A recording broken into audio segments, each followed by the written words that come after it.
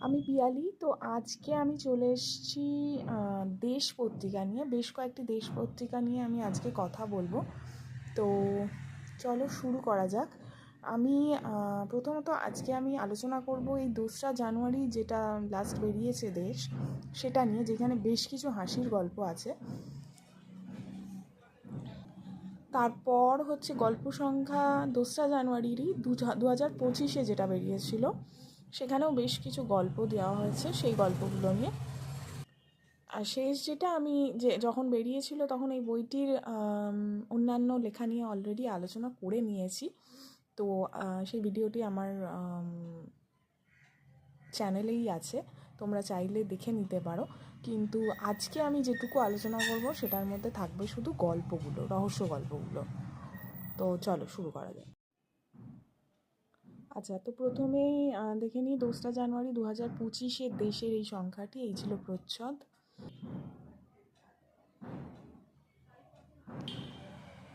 সম্পাদকীয়তে যা লেখা আছে: নূতনের মধ্যেই বৃহতের সম্ভাবনা। আলোকমালায় সেজে ওঠা রাজপথ, জনতার কলরবে মুখরিত শহর, রাত জেগে থাকা, সম্মিলনে নিজেদের জাগিয়ে রাখা, অতীতের দুঃসহ স্মৃতি আর ভবিষ্যতের অজানা সম্ভাবনা একই কলেবরে এসে দাঁড়ালো চলে যেতে থাকা এবং এগিয়ে আসতে থাকা 2টি বছরের সন্ধিলগ্নে। অতীত মিশে গেল ভবিষ্যতের শরীরে। আমরা প্রবেশ করলাম নতুন একটি বছরে, ইংরেজি নববর্ষ। মধ্যরাতের জনজোয়ারে তাকে বরণ করে নিতেই অভ্যস্ত বাঙালি। সেখানে শ্রেণীবৃত্তের ভেদাভেদ নেই। সাহেবি কায়দায় বড়দিনের কেক বিনিময় আরম্ভ, উদযাপনের নিউ ইয়ারের শুভেচ্ছা জ্ঞাপনে তার সমাপন। তবে ঘটনাবহুল বছরের শেষার্ধ আমাদের দেখিয়ে দিয়ে গেছে, বাঙালি কেবল নিজ স্বার্থের গণ্ডিতে আবদ্ধ থেকে নিজের আনন্দে ভেসে থাকে না। অন্যায়ের প্রতিকার চাইতে তারা একে অপরের হাত ধরে রিজু দাঁড়িয়ে থাকতেও জানে। পরাধীন দেশ ও মাতৃকাকে শৃঙ্খল মুক্ত করবে বলে বাংলার যে সন্তানরা নিঃস্বার্থ আত্মদান করেছিল, কন্যার জন্য বিচার চাইতে পথে নেমেছে তাদেরই উত্তরাধিকারী। আমরা অন্যায়ের বিরুদ্ধে জ্বলে উঠছি, দ্রোহের আগুনে নিজেদের শুদ্ধ করতে চেয়েছি। বিগত বছর থেকে আমাদের পরম প্রাপ্তি। তবে বিচ্ছেদ, বেদনা, বঞ্চনার পাল্লাও কম ভারী নয়। সাহিত্যে, শিল্পে, রাজনীতিতে, সমাজে উল্লেখযোগ্য অবদান রেখেছেন। ভারতকে বিশ্ব মঞ্চে তাদের কৃতিতে আলোকিত করে তুলেছেন এমন ব্যক্তিত্বদের আমরা হারিয়েছি। বিশ্ব জুড়ে জারি থেকেছে যুদ্ধের আবহ, চলতে থেকেছে সংঘর্ষ। যুদ্ধের কারণে অগণিত প্রাণ গেছে, ঘটেছে হত্যা। আর আমরা দেখেছি প্রকৃতির প্রতিশোধ, দেখেছি প্রযুক্তির পরিবর্তন ও প্রযুক্তিকেই আমাদের চালিকা শক্তি করে মানব সভ্যতার মাথার উপরে ছড়ি ঘোরানো কৃত্রিম বুদ্ধিমত্তাকে। মহামারী উত্তর বিশ্বের সব কিছু দ্রুত বদলাচ্ছে। কে বলতে পারে আগামী বছর কোনো পরিবর্তন কি সত্যরূপে প্রতিভাত হবে? সাহিত্য তো এসব থেকে বিযুক্ত নয়। এই সকলের প্রভাবে তারও রূপ বদলাচ্ছে, পাল্টাচ্ছে তার আখ্যান ভঙ্গি, তার কথনয়বয়ন, তার অনুভবের দর্শবিন্দু। শুধু চলমান জীবনের কথা নয়, অন্তরঙ্গ নিভৃত অবলোকনের পরিমিতীয় ভাষ্যও আজ তার আঙিনা আলো করে বসে আছে। সাম্প্রতিক সময়ের আন্তর্জাতিক সাহিত্যের ধারাপথ অনুসরণ করলে আমরা দেখতে পাবো, সাহিত্য সেখানে অপ্রচলিতকেই মূল স্রোতপথ করে চরতর করে বয়ে যাচ্ছে পাঠকের ভাবনায়। বিগত বছরের আন্তর্জাতিক সাহিত্য পুরস্কারগুলোতেও তাহার প্রতিফলন। যা কিছু নতুন তারই মধ্যে আছে বৃহৎ হয়ে ওঠার সম্ভাবনা। দেশ বরাবর এই চারাগাছটাতেই জলসিঞ্চন করেছে। গতে বাঁধা ভাবনার শৈবাল দামে সে বাংলা সাহিত্যকে রুদ্ধ হতে দেয়নি, বরং অচেনা পথে তাকে বয়ে যেতে উৎসাহ দিয়েছে, তার প্রবহমানতায় অগ্রণী ভূমিকা নিয়েছে। তার সাক্ষ্য দেশে প্রকাশিত অসংখ্য ছোট গল্প। অতীত থেকে সেগুলোর উজ্জ্বল ছায়া পড়েছে ভবিষ্যতে। সময়কে অতিক্রম করে তারা হয়ে উঠেছে কালজয়ী। একটি বছর যেমন এক একটি মাসের ঘটনাক্রম অভিজ্ঞতাকে ধারণ করে বদল এনে দেয়, পরের বছরগুলোয় সাহিত্য সেই প্রজ্ঞাতেই পাঠককে ঋদ্ধ করে। নতুন বছরের প্রথম সংখ্যায় সেই সাহিত্যের আবহান। প্রবীণ ও তরুণ লেখকদের 12টি গল্প নিয়ে গল্প সংখ্যা, তার প্রতিটি হতাশার অন্ধকার থেকে আলোয় উত্তরণের আখ্যান। জীর্ণ ভাবনাকে ত্যাগ করে সজীব চিন্তার পরিধান, সেই আশা বুকে নিয়েই নতুন বছর স্বাগত। তো এই ছিল 2025-এর 2 জানুয়ারি একই সময়ের দেশ পত্রিকা, এবং সেইখানেই কিছু গল্প আমরা পরবর্তীতে দেখে নেব।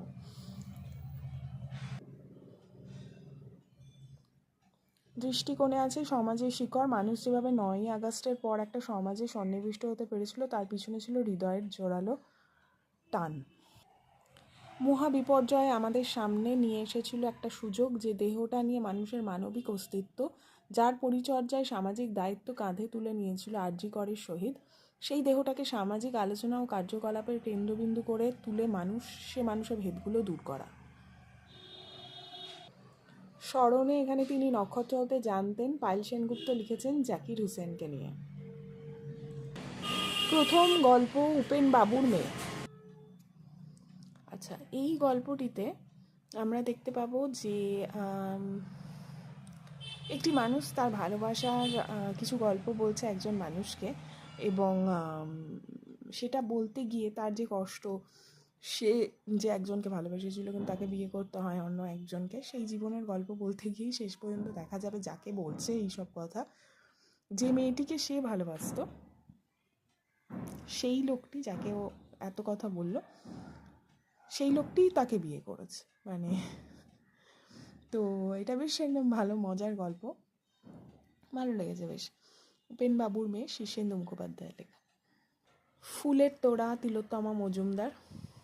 এই গল্পটিতে দেখানো হবে যে একটি মেয়ে, একটি ছেলে, তার পরিবারে মেয়েটিকে মেনে নেওয়া হচ্ছে না, ছেলেটি মেয়েটিকে ভালোবাসে এবং তাকে বিয়ে করতে চায়, এবং মেয়েটি আসলে, ছেলেটি এবং মেয়েটি দুজনেই কলেজে পড়াকালীন রাজনীতির সাথে ভীষণভাবে যুক্ত ছিল, এবং সেই সব কারণের জন্যেই সে বিবাহিত জীবন কীভাবে কাটাবে তাই নিয়ে তার শ্বশুরবাড়িতে বিভিন্ন রকমের আলোচনা হচ্ছে। তার শাশুড়িও খুব একটা মেনে নিতে পারছে না, কিন্তু পরবর্তীকালে দেখা যাবে তার শাশুড়ি তাকে কীভাবে সাপোর্ট করবে এবং সেও কীভাবে সবার সাথে মানিয়ে নেবে, এটা নিয়ে একটা গল্প।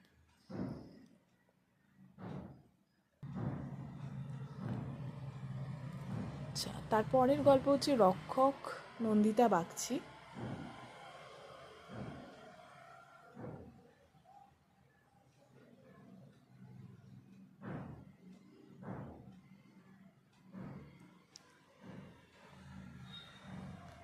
এই গল্পটিতে বিদেশের জীবন উঠে এসছে এবং সেখানে রাফায়েলের জীবন উঠে এসছে, রাফায়েলের প্রেম এবং তার জীবনে যেভাবে সম্পর্কের একটা বদল ঘটবে সেইটাই নিয়ে এই গল্পটা লেখা হয়েছে। পরবর্তীকালে রাফায়েলের যখন যাকে ভালোবাসতো এবং তার সাথে সে থাকাও শুরু করেছিল, সম্ভবত বিয়েও করেছিল তাকে, তো তারপরে তার বোনের সাথে দেখা হবে এবং তখন সেই আবারও তার প্রেমকে খুঁজে পাওয়ার বিষয়টা উঠে আসবে। মোটামুটি ভালোই লেগেছে গল্পটা। স্মরণজিৎ চক্রবর্তীর লেখা আমার অন্যতম প্রিয় লাগে, আমার মানে খুবই ভালো লাগার একজন লেখক। তো ভালোবাসার গল্প এখানে লিখেছেন স্মরণজিৎ চক্রবর্তী এবং গল্পটি অসাধারণ লেগেছে। এখানে প্রেমের গল্প এবং এই প্রেমের জন্যই কিভাবে একটি ছেলে জিততে গিয়েও নিজেকে হারিয়ে দেবে এবং সেখানে সে বলবে যে সে যাকে ভালোবাসে তার জন্য সে হারেনি, সে হেরেছে। এখানে একটা অদ্ভুত ধরনের প্রেম দেখানো হবে। এখানে পারিবারিক কিছু মূল্যবোধ বা কোথাও একটা মা বাবার যে সম্মান, সেই জায়গাগুলোকে নিয়েই গল্পটা লেখা।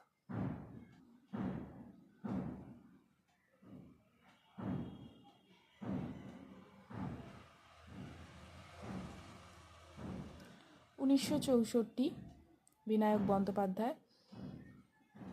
এই গল্পটিতে উদ্বাস্তু, দেশভাগ, তারপরে শিকড়ের ভেতরে যে দেশের প্রতি একটা টান থেকে যায় এবং শেষ পর্যন্ত মানে একটি লোক সে দেশ ছেড়ে চলে এসে অন্য দেশে কলকাতায় এসে চাকরি করছে, কিন্তু সে তার নিজের অতীতকে লুকিয়ে রেখেছে, কারণ সেই অতীতের সেই অন্য দেশের লোকেদের ব্যাপারে সে তার নিজের অফিসের বসের কাছেই অনেক রকমের কুমন্তব্য শুনেছে। কিন্তু যখন তার বস জানতে পারবে যে সেও সেই একই জায়গার লোক এবং তার জীবনের গল্প জানতে পারবে, তাদের জীবনের লড়াই নিয়ে জানতে পারবে এবং তখন তার জীবনে যে পরিবর্তনটা আসবে এবং তার বসও যে বুঝতে পারবে কোথাও একটা, হয়তো মেনে নিতে না পারলেও সেই জায়গাটা নিয়েই এই গল্পটা, এবং ছেলেটির মধ্যেও একটা অদ্ভুত পরিবর্তন আসবে যখন সে তার দেশের মানুষকে, তার বাড়ির লোককে অদ্ভুত অবস্থায় দেখতে পাবে রাস্তায়। তো সেই জায়গাগুলো নিয়েই এই গল্পটা। কবিতার খাতা, বিমল লামা। কবিতার প্রতি প্রেম এবং যেই প্রেম এতটাই গভীর যেখানে বাড়িঘর ভেঙে গেলেও সে কবিতার খাতার জন্যে তার মধ্যে একটা মনুষ্যের প্রেম লক্ষ্য করা যেতে পারে। একটা মানুষের প্রতি মানুষের যেরকম ভালোবাসা একটা মানুষের কবিতার প্রতিও ঠিক সেই একই রকমের ভালোবাসা লক্ষ্য করা যেতে পারে। সেই জায়গা নিয়ে এই গল্পটা আমার এটা বেশ ভালো লেগেছে। কলের গাড়ি বিভিন্ন ধরনের, মানে এটা দেশ স্বাধীন হওয়ার এক যুগ আগের কথা। এবার এখানে একটি মানুষ কীভাবে একটা প্রতিষ্ঠান তৈরি করছে, তার জীবনের লড়াই, সেই একই রকমই শিকড়ের একটা জায়গা, এবং যে লড়াইগুলোর মধ্যে দিয়ে একটা অন্য কিছু তৈরি হচ্ছে, একটা গঠনমূলক কাজ হচ্ছে, এই জায়গাটাকে নিয়েই এই গল্পটা লেখা। সুপর্ণা এবং সুপর্ণা, এই গল্পটি আমার বেশ ভালো লেগেছে, প্রচেত গুপ্তর লেখা। এখানে এই সুপর্ণার জীবন, তার অসুস্থ বাবা এবং তার চাকরি করে তার সংসার চালানো, এবং তার মাঝখানে তার একটি সম্পর্ক তৈরি হবে, এবং সেই সম্পর্কে সে কীভাবে কী অনুভব করবে, সম্পর্ক তাকে আরও কত বাস্তবের মুখোমুখি এনে দাঁড় করাবে, তার চাকরি জীবন তাকে কতটা বড় বাস্তবের মুখোমুখি এনে দাঁড় করাবে। এখানে একটা সমাজের মানে ভীষণ কঠিন কংক্রিট একটা বাস্তব উঠে এসছে। তো সেই জায়গাটা নিয়েই এখানে প্রচেত গুপ্ত লিখেছেন, এবং আমার খুব ভালো লেগেছে গল্পটা। আশনাই ঝিমলি নন্দী, গল্পটিতে বৃন্দা একটা অজপাড়া গায়ের মেয়ে, এবং সেখান থেকে তার যে প্রেমের জার্নিটা, সেটা নিয়ে মূলত গল্পটা লেখা, এবং শেষ পর্যন্ত সে কি ভুলতে পারবে তার পুরনো প্রেমিককে, কিভাবে তার সাথে আবার মিল হবে বা দেখা হবে, বা কী ধরনের অনুভূতি সে বয়ে বেড়াবে, এই ধরনের জায়গা নিয়ে গল্পটা আশনাই। শুক্লালের কিস্সা, শুভ্রদীপ চৌধুরী, এই গল্পটি আমার ভীষণ ভালো লেগেছে। এখানে দেখানো হয়েছে শুক্লাল হচ্ছে একজন লোক যে পুতুলকে দিয়ে খেলা দেখায়, পুতুলের নাচ দেখায় গ্রামে ঘুরে ঘুরে। তো সেই লোকটির পুতুলগুলোর সাথেই তার জীবন জড়িয়ে গেছে, এবং সে কীভাবে পুতুলের কথা শুনতে পায়, পুতুলের সাথে কথা বলে, তার পুতুলরা তার সাথে একটা সম্পর্কে জড়িয়ে গেছে, কীভাবে সে পুতুলদের ব্যাপারে এত খেয়াল রাখে ভিতর থেকে, যে পরবর্তীকালে কি হবে, তো সে পুতুলদেরকে বাঁচাতে, মানে সে শুধুমাত্র পুতুলদের জন্যই যে এই খেয়ালটা রাখে তা না, তার একটা অদ্ভুত মানবিকতা আছে। পুতুলদেরকে সে যেখানে রেখেছে সেখানে সে দেখবে একটা ইঁদুরের উৎপত্তি হয়েছে, এবং পুতুলগুলো তাকে বলবে যে ইঁদুরটাকে সরিয়ে দিতে, সে সেটাও পারবে না, সে ইঁদুরটাকেও মারতে পারবে না, বা ইঁদুরকে মারার ব্যাপারেও তার ভিতরে একটা মানবিকতার জায়গা দেখা যাবে। শেষ পর্যন্ত হয়তো ইঁদুরকে মারবে, কিন্তু সে ইঁদুরটার ব্যাপারেও তার একটা অদ্ভুত মানবিকতা দেখা যাবে, একটা সম্পর্ক দেখা যাবে। সেই মানে ছোট ছোট জায়গাগুলোকে সে যেভাবে একটা সম্পর্কের আঙিনায় এনে রেখেছে তার জীবনে প্রাত্যহিকতায়, সেই জায়গাগুলো নিয়ে এই গল্পটা। পথ, শ্রীকান্ত অধিকারী, এই গল্পটি আমার ভীষণ ভালো লেগেছে। এই গল্পটিতে দেখানো হয়েছে দুজন মানুষ সেই রাস্তায় দেখা হবে, এবং তারা নিজেদেরকে যখন চিনতে পারবে, এবং তারা একটি বিপন্নতার মধ্যে পড়বে, এবং সেই জায়গা থেকে যখন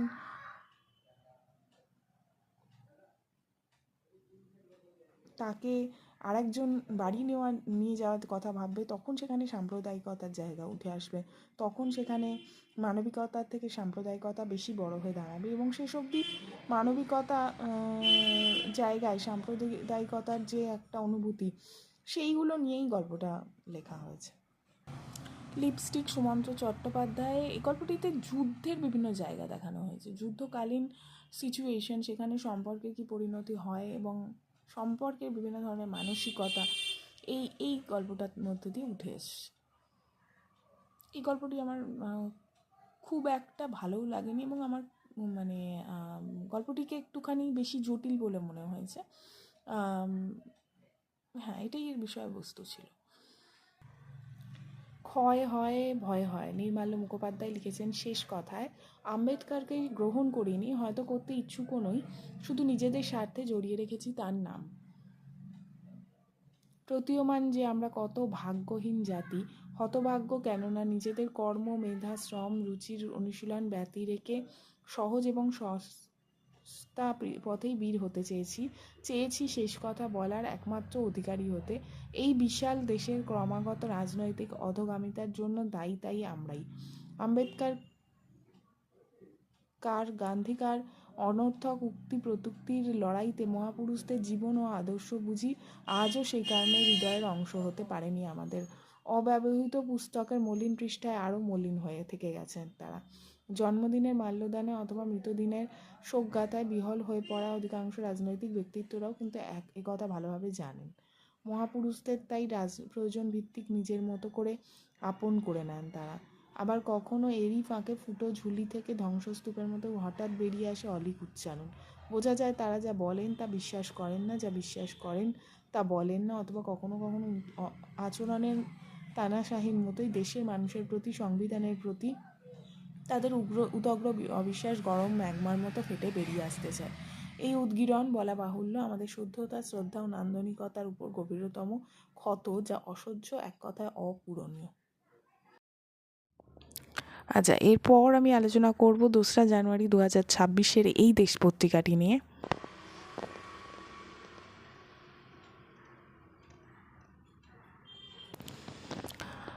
এই সম্পাদকীয়তে যা লেখা আছে, আনন্দ তরঙ্গ, আরও একটি নতুন বছর, বিগত বছরের হিসেব নিকেশ, যা কিছু অপ্রাপ্তি, সেসব বেদনার, যে মুহূর্ত বিচ্ছেদের বা হারিয়ে ফেলার, সেই সব কিছুকে ছাপিয়ে গিয়ে প্রাপ্তি, আনন্দ, উদযাপন আর আশা নিয়ে সামনের দিকে এগিয়ে যাওয়া।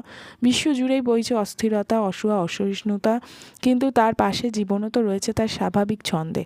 অপার হিংসা সত্ত্বেও একে অপরের হাত ধরে আছে অনেকে। চূড়ান্ত আত্মকেন্দ্রিকতার বিপরীতে পারিবারিক বা সামাজিক বন্ধনকে মজবুত করতে সদা সচেষ্ট কেউ কেউ। আর এই সবের আনাজ কানাজ দিয়ে নিত্যদিনের হাস্য কলরল দুঃখ সাগর মাঝে নিজের পথটি খুঁজে বয়ে নিয়ে চলেছে একইভাবে। বঙ্কিমচন্দ্র চট্টোপাধ্যায় তার কমলাকান্তের দপ্তরে লিখেছিলেন, এই বহু জনাকীর্ণ নগরীর মধ্যে, এই আনন্দময় অনন্ত জনস্রোতের মধ্যে আমি একা। আমিও কেন এই অনন্ত জনস্রোতের মধ্যে মিশিয়া এই বিশাল আনন্দ তরঙ্গ তাড়িত জল বুদ্বুদ সমূহের মধ্যে আরেকটি বুদ্বুদ হই। বিন্দু বিন্দু বাড়ি লইয়া সমুদ্র, আমি বাড়ি বিন্দু এই সমুদ্রে মিশাই না কেন? সেই বাড়ি সম্মিলনের উত্তম মাধ্যম হলো হাস্যরস। গ্রামের চণ্ডীমণ্ডপ থেকে সরে এসে শহরের রোয়াকের আড্ডা, আলস্য জড়ানো দুপুরের মজলিস থেকে অফিসে কাজের অবসরে হাসি ঠাট্টা আসর সদা প্রস্তুত। তত্ত্ব বলছে প্রধান 4টি রসের কথা: হিউমার, করুণ হাস্যরস, জীবনের জার্কের সিক্ত অভিজ্ঞতা, দূর থেকে নয় কাছ থেকে দেখিয়ে দেওয়া জীবন; উইট, বিদগ্ধ হাস্যরস, তার আবেদন বুদ্ধিমত্তায়, মেধায়, বিদ্যুৎ চমকের মতো সে আবির্ভূত হয়ে মিলিয়ে যায়। ওই ক্ষণপ্রভার আলোকে আলোকিত হলে ভালো, বিশদ ব্যাখ্যায় তার রস স্থূলদেহ ধারণ করে। এই নির্মলতা থেকে কিছু দূরে সরে থাকে স্যাটায়ার, ব্যঙ্গ, উপহাস পরিহাসে তীক্ষ্ণ সে, তার আঘাতে বেদনা হয়। শেষতমটি হলো ফান, কৌতুক রস, স্বাভাবিক কিছু নয় বরং অতিরঞ্জিত উদ্ভট দর্শন বা ভাবনা সঞ্জাত হাসি।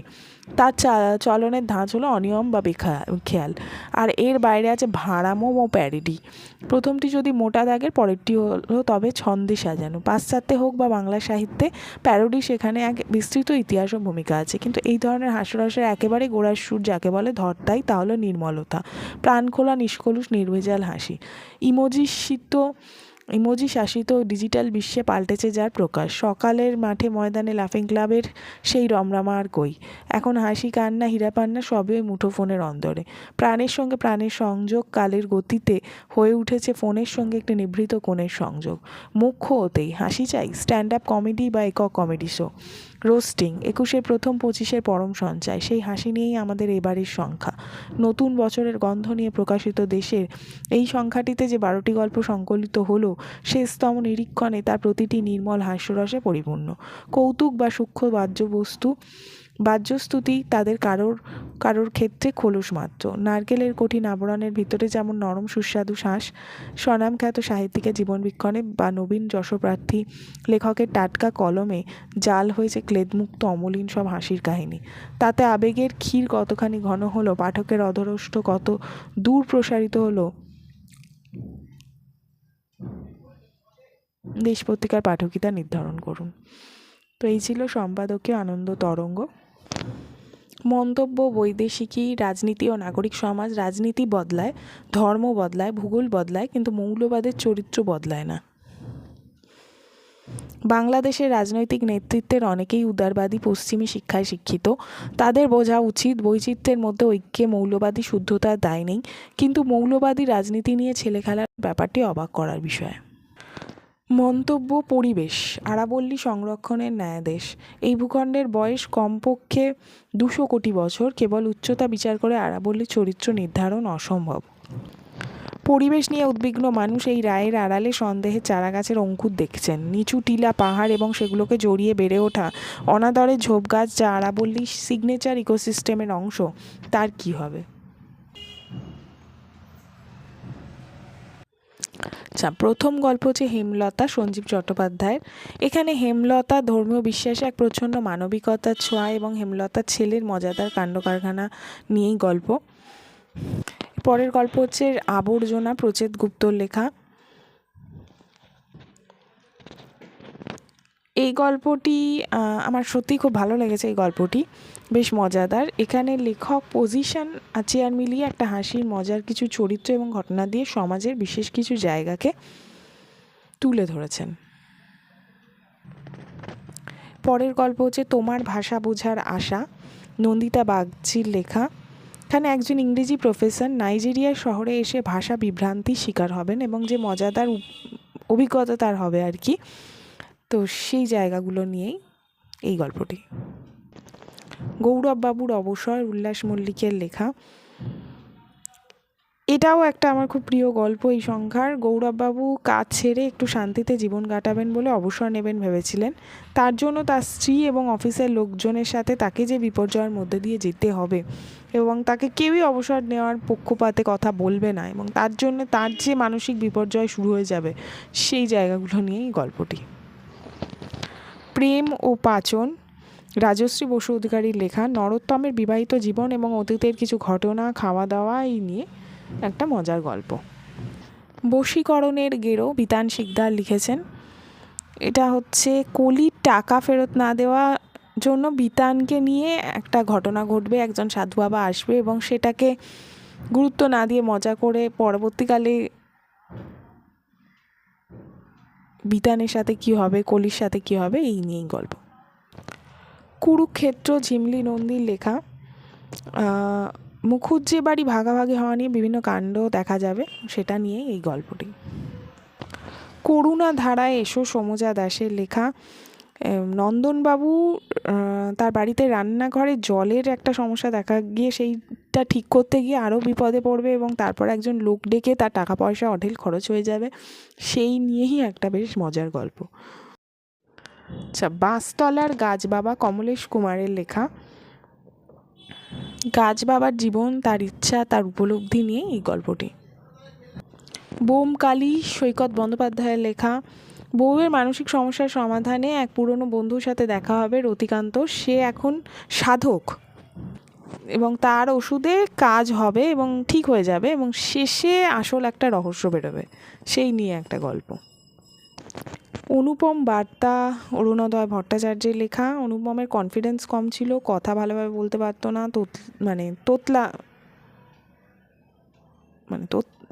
কথা বলার সময় ওর আটকে যেত। শেষ পর্যন্ত ও পরিষ্কারভাবে কথা বলতে পারবে এবং সেই নিয়ে একটা মজার গল্প। পুষ্পপিসির রজকাণ্ড, সৌম্য সুন্দর মুখোপাধ্যায়ের লেখা। এখানে পুষ্পপিসির ছাগল হারিয়ে যাবে এবং সে আর কি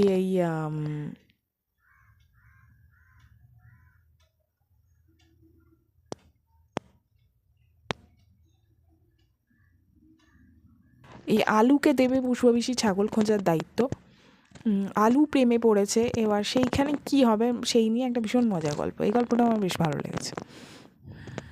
আচ্ছা, শিল্প সংস্কৃতিতে আছে জীবনস্রোত, ব্যক্তিগত পরিচয় চিহ্ন। জীবনযাপনের বহুবিধ খণ্ডচিত্র ধরা পড়েছে 7জন শিল্পীর এই যৌথ প্রদর্শনীতে। সম্প্রতি একাডেমি অফ ফাইন আর্টসে অনুষ্ঠিত হয়ে গেল ভি শিল্পী গোষ্ঠীর একটি যৌথ প্রদর্শনী। মোট 7জন শিল্পীর কাজ নিয়ে এই প্রদর্শনী। এদের মধ্যে অনেকেই ছবি ও ভাস্কর্য আমরা আগে বেশ অনেকবার দেখেছি। জীবনযাপনের নানা খণ্ডচিত্র ধরা পড়েছে শিল্পীদের কাজে, যদিও তাদের প্রত্যেকের শিল্পপথ আলাদা, অভিমুখ।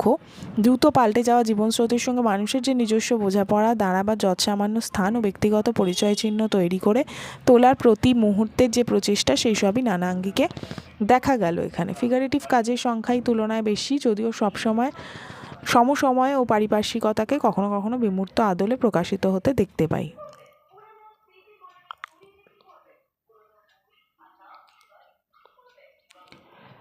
ছবির মধ্যে কী কী উঠে এসছে? বিপর্যস্ত পরিবেশ ও প্রকৃতি এবং অবধারিত প্রত্যাঘাত। এখানে দৃশ্যত মানুষের উপস্থিতি না থাকলেও সেই যে বিপর্যয়কারী ও বিপর্যস্ত, এই দুই ভূমিকাতেই নিঃশব্দে নিহিত রয়েছে ছবির ফ্রেমের মধ্যে, তা সহজেই বোধ করা যায়। প্রকৃতি ও মানুষের মধ্যে যে পারস্পরিক সম্পর্ক, তার মধ্যে জেগে থাকা এই কঠিন ও নিষ্করুণ মুহূর্তটিকেই বারবার ফিরিয়ে আনেন সুধাংশু।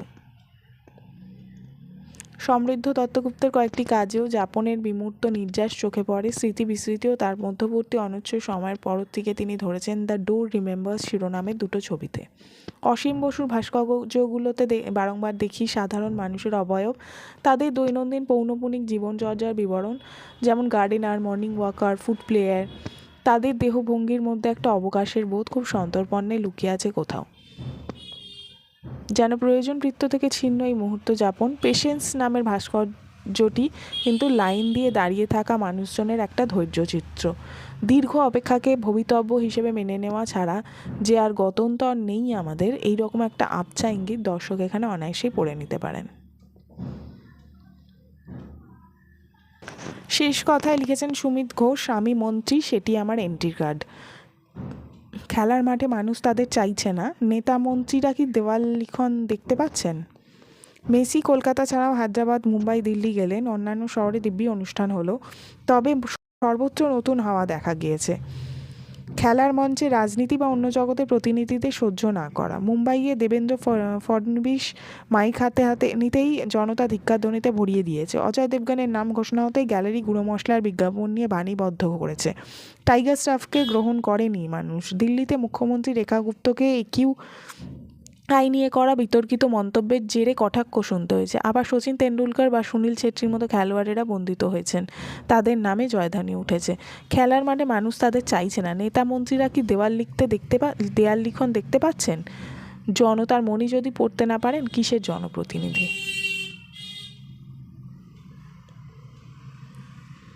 মেসি এসছিল তখন যে একটা ঝামেলা হয়েছিল, সেইটা নিয়ে এটা লেখা হয়েছে। তো এই ছিল 2রা জানুয়ারি 2026-এর দেশ পত্রিকা। এরপর আমার শেষ দেশ পত্রিকা, যেটা নিয়ে আমি আলোচনা করব, 17ই অক্টোবর 2025, যার আমি শুধুমাত্র গল্পগুলো নিয়ে আলোচনা করছি, কারণ কিছুদিন আগেই মানে ওই 17ই অক্টোবরের আশেপাশেই আমি এই বইটির বাকি লেখাগুলো নিয়ে অলরেডি আলোচনা করেছি এবং ভিডিওটি আমার চ্যানেলেই আছে। দেখে নেওয়া যাক কী কী গল্প এখানে আছে।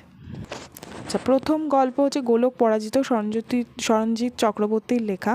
গল্পটি আমার বেশ ভালো লেগেছে এবং গল্পটির মধ্যে গোলক কীভাবে একটি রহস্য সমাধান করবে, যেখানে একজন পরিবারে দেখা যাবে যে ছোটবাবু, সে মুক্তারাম ভীষণভাবেই অত্যাচারী এবং ভীষণ স্বৈরাচারী স্বেচ্ছাচারী একজন লোক, এবং যার অত্যাচারে সবাই অতিষ্ঠ, এবং তাকে কীভাবে খুন করা হয়েছে সেইটার যখন খুনের কিনারা করতে আসবে গোলক ডিটেকটিভ, তো এখানে গোলকের পরিচয়টাও দেওয়া হয়েছে।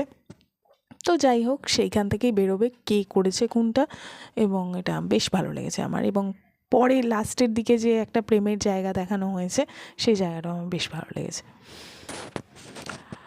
ওরা কথা বলে, তিলোত্তমা মজুমদারের লেখা পরের গল্প।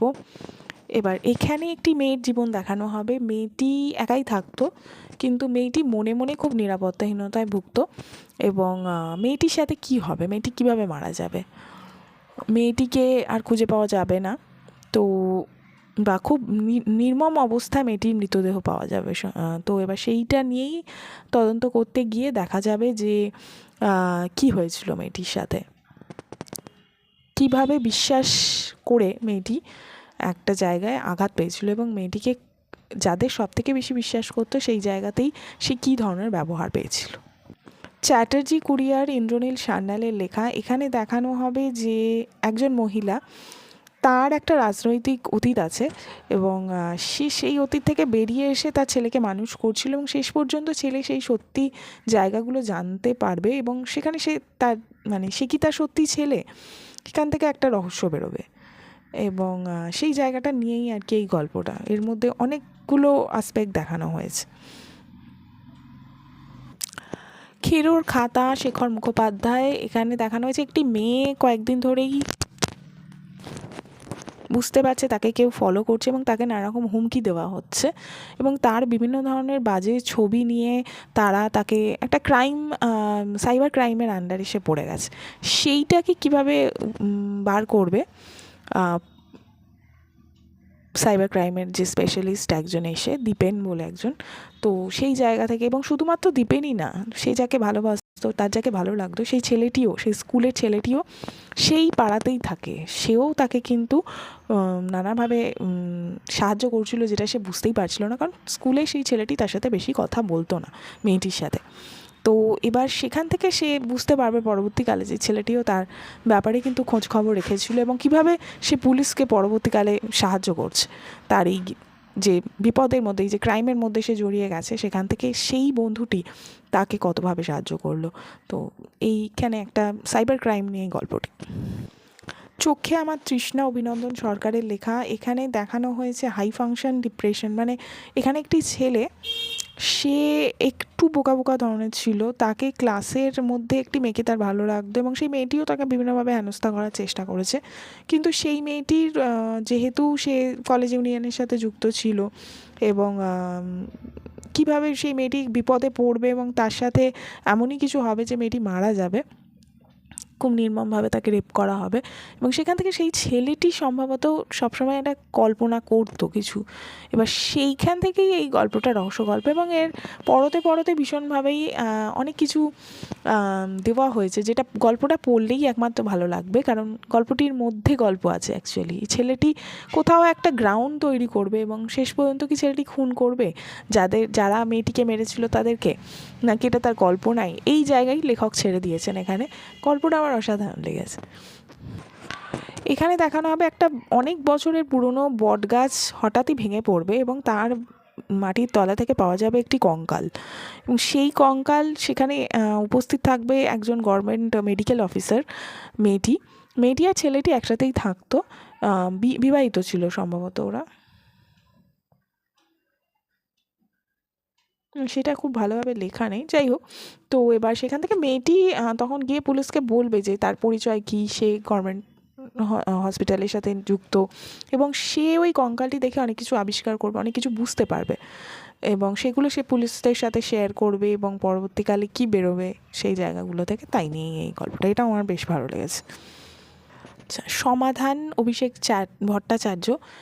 এখানে দেখানো হয়েছে যে এইখানে দেখানো হয়েছে যে একটি পরিবার, সেই পরিবারে একজন মানে যে একটি ছেলের মামার বাড়িতে তার দাদু মারা গেছে, তার দিদা বেঁচে আছে, এবার সেই দিদার মাথায় মানে খুব একটা সেন্স নেই, এবার সে নানা রকমের কথা বলে, কিন্তু যখনই সম্পত্তি ভাগাভাগির কথা ওঠে, সে একটা ছোট ছেলের কথা বলে, সেই ছেলের অস্তিত্ব নিয়ে কারোরই কিছু মনে নেই। তো সেই নিয়ে তার বড় মামাও রেগে যায়, ভীষণভাবে বলে যে সম্পত্তি থেকে বাদ দেওয়ার জন্য এইসব কথা বলছে। ছোটো মামা, এই ছেলেটির খুব ভালো বন্ধু ছিল, ছোটো মামা একে সমস্ত কিছুই বলবে, এবং বলার পর শেষে একটা অদ্ভুত জিনিস দিয়ে শেষ করেছে যে এই ছেলেটি নাকি আসলে রাক্ষস এবং সবাইকে ভুলিয়ে দেয়। আমার একটু অবাস্তব লেগেছে, বাট গল্পটা গল্প হিসেবে বেশ ভালো লেগেছে আমার। লো প্রেম মৃত্যু, অমিতাভ সমাজপতির লেখা। এখানে দেখা যাবে যে একটা হোটেলে একজন একটা প্রজেক্ট পাওয়ার জন্য, মানে একটা ডলসের কোম্পানি, সেইখানেরই একটা প্রজেক্ট পাওয়ার জন্য একটা পার্টি দিচ্ছে, সবাইকে খাওয়া দাওয়া করাচ্ছে, এবং সেখানেই একজনের মৃত্যু হবে, একটি ছেলের। সেই মৃত্যুর কিনারা কীভাবে হবে, তাই নিয়ে এই গল্পটি আমার অসাধারণ লেগেছে। কিশলয় জানার লেখা ও আপনাদের বাড়ি গেছে। এখানে দেখা যাবে যে ছেলেটি তার গার্লফ্রেন্ডের বাড়িতে যাওয়ার কথা তার জন্মদিন উপলক্ষে, এবং শেষ পর্যন্ত দেখা যাবে যে মাই ছেলেটাকে খুন করে আলমারিতে লুকিয়ে রেখেছে, কারণ মায়ের মধ্যে একটা তীব্র নিরাপত্তা মানে কী বলে ওটাকে, নিরাপত্তাহীনতায় ভুগছিলেন উনি, যেখান থেকে ওনার মনে হচ্ছিল যে ছেলেটি ওনার আর থাকবে না, মেয়েটি তাকে অলরেডি ছেলেটি মেয়েটির জন্য অনেক কিছু করছে, এবং সেখান থেকে যা হয় আর কি, সেখান থেকে মাটি শেষ পর্যন্ত ছেলেটিকে খুন করে লুকিয়ে রেখে বলবে যে ওকে ওরাই কিডন্যাপ করে নিয়েছে, এবং সেটা এতটাই স্ট্রংলি বলবে, এবং শেষ পর্যন্ত যখন ধরা পড়বে তখন একই কথা বলবে যে ও তো আমার ছিল না, ওকে তো ওরা অনেক দিন আগেই নিয়ে নিয়েছিল, আমি শুধু শরীরটাকে রাখতে চেয়েছিলাম। তো সেখানে একটা অনুভূতিকে ভালোভাবে বোধ করা যাবে যে কী সমস্যার মধ্যে দিয়ে মাটা যাচ্ছে। এটা খুব মানে ভীষণ এমপ্যাথেটিক্যালি দেখলে একটা অন্যরকম ফিল করার জায়গা আসবে, যে কতটা গভীরের জায়গায় যন্ত্রণা লুকিয়ে থাকে। তো কিন্তু ক্রাইম তো ক্রাইমই না, মানে এই ধরনের চিন্তাভাবনাটা অপরাধ মনস্কতার মধ্যেই পড়ে, যে এক একটা মানুষ কতটা কন্ট্রোলিং হয়, কতটা পজিটিভ হয়। তো কিন্তু তাও মানে কোন জায়গা থেকে হয় সেখানে তারও একটা আঘাত লুকিয়ে আছে। সেই জায়গাগুলো সত্যি খুব কষ্টের, সত্যিটা খুব কষ্টের আসলে। গল্পটা আমার খুব ভালো লেগেছে। হে রাম, সুস্মিতা নাথ। এখানে এই রাম মানে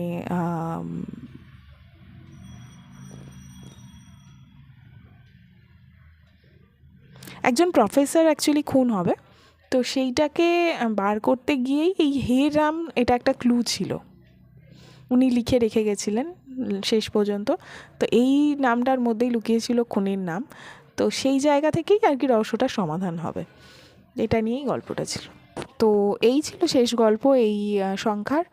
তো এটাই ছিল আজকে আমার তোমাদের সাথে শেয়ার করে নেওয়া 3টি দেশ পত্রিকা, যেই 3টিই ছিল গল্প সংখ্যা। আমার পড়া হচ্ছিল না, তো আমি ভাবলাম যে একেবারে পড়ে আমি তোমাদের সাথে সবকটাই শেয়ার করে নিই আমার অনুভূতি। আবার খুব তাড়াতাড়ি তোমাদের সাথে কথা হবে অন্য কোনো ভিডিওতে। সবাই খুব ভালো থেকো।